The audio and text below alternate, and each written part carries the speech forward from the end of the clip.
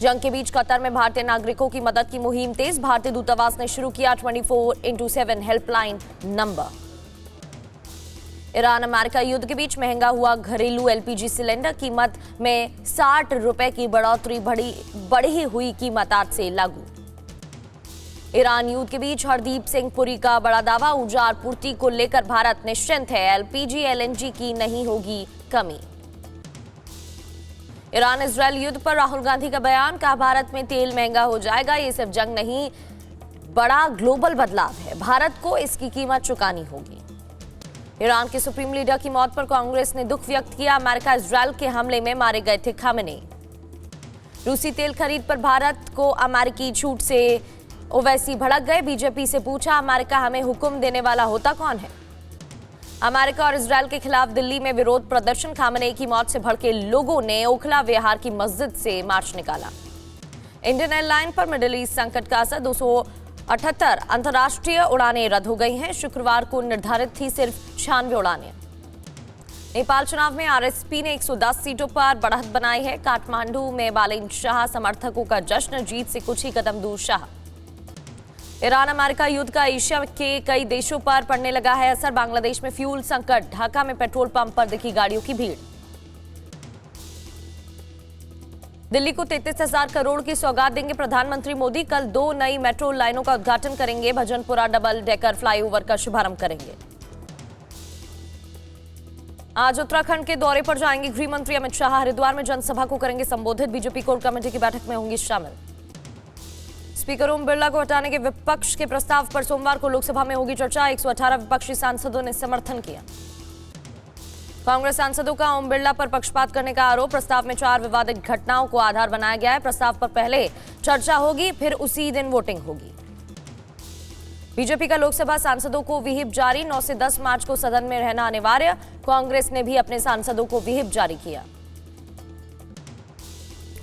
शुक्रवार को जेडीयू विधायकों से बोले सीएम नीतीश कुमार, मैं हूं ना, मैं राज्यसभा जा रहा हूं, वहां से सब देखता रहूंगा।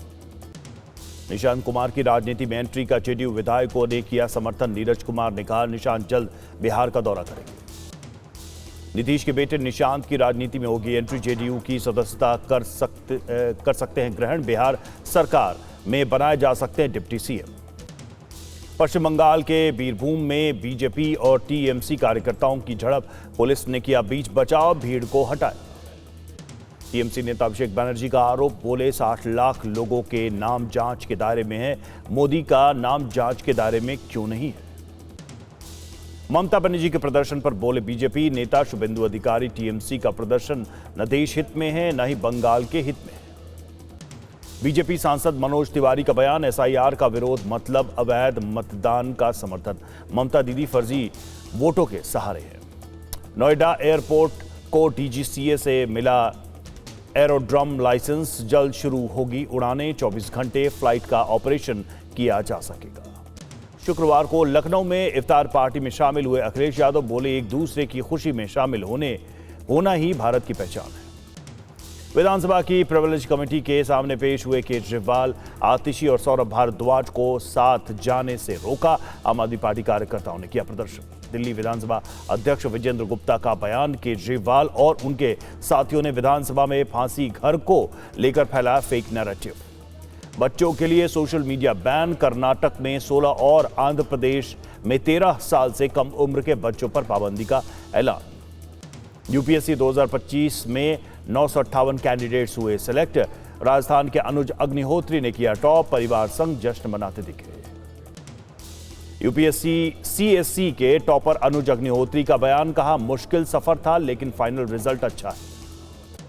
पीएम मोदी ने यूपीएससी सीएससी में सफल अभ्यर्थियों को दी बधाई। प्रधानमंत्री ने उनकी मेहनत और समर्पण को सराहा। वाराणसी में गो प्रतिष्ठा धर्म युद्ध का शंखनाद। आज हनुमान चालीसा पाठ कर लखनऊ के लिए निकलेगी शंकराचार्य अवमुक्तेश्वरानंद की यात्रा। गोरक्षा पर यूपी के डिप्टी सीएम का बयान। केशव प्रसाद मौर्य ने कहा, ऐसे राजनीतिक विवादों को बढ़ावा नहीं देना चाहिए। शंकराचार्य अवमुक्तेश्वरानंद की मुहिम में शामिल हुए धीरेन्द्र शास्त्री। कहा, गो गंगा गीता के हर अभियान को हमारा समर्थन। यूजीसी मुद्दे पर धीरेन्द्र शास्त्री की सरकार से पुनर्विचार की मांग। कहा, एकता के सूत्र में सबको पिरोया जाए, बांटा न जाए। आज से 2 दिन के दिल्ली दौरे पर एनसीपी नेता रोहित पवार, अजीत पवार प्लेन क्रैश मामले पर विपक्षी नेताओं से करेंगे मुलाकात। अजीत पवार प्लेन क्रैश की जांच पर भतीजे रोहित का सवाल। सीआईडी ने वीएसआर के मालिक से पूछताछ की, अभी तक एफआईआर क्यों नहीं? लेफ्टिनेंट जनरल धीरज सेठ होंगे अगले vice chief of army staff. 1 अप्रैल को नई दिल्ली में संभालेंगे पद। एमपी के खंडवा में थाने का घेराव करने के मामले में 47 लोगों के खिलाफ केस, 22 अभियुक्त नामजद, एक महिला भी शामिल। जयपुर में जुमे की नमाज के दौरान बड़ा हादसा। शास्त्री नगर में मस्जिद की दीवार गिरने से 10 लोग घायल, 2 की हालत गंभीर। आईसीसी टी20 वर्ल्ड कप के फाइनल से पहले अहमदाबाद पहुंची भारतीय क्रिकेट टीम। 8 मार्च को न्यूजीलैंड से होगा महामुकाबला।